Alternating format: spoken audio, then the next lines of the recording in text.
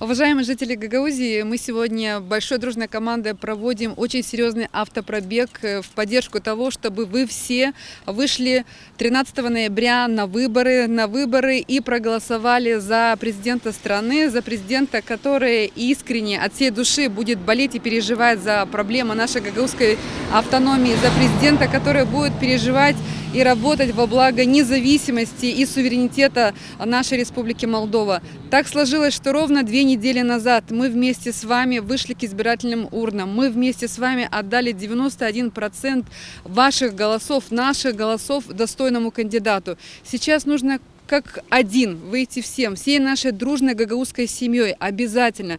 Те, кто не могут выйти, обращайтесь, мы будем вас обязательно привозить. От каждого гагаузского голоса будет зависеть, какой будет результат. От каждого гагаузского голоса, от каждого человека, который проживает в Гагаузии, будет зависеть, какой будет у нас президент.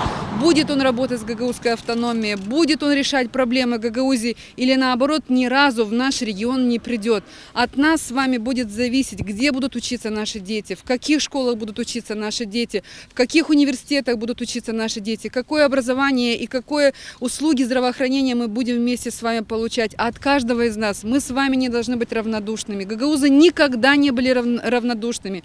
Жители Гагаузии всегда были государственниками, переживали за все те проблемы, которые происходят в Республике Молдова, всегда поддерживали правильный курс Республики Молдова и всегда решающую роль брали на себя жители автономии. 13 ноября на избирательных участках просим поддержать нас, просим поддержать Республику Молдова, просим поддержать гагаузскую автономию. Я знаю, что вы будете всегда рядом с нами.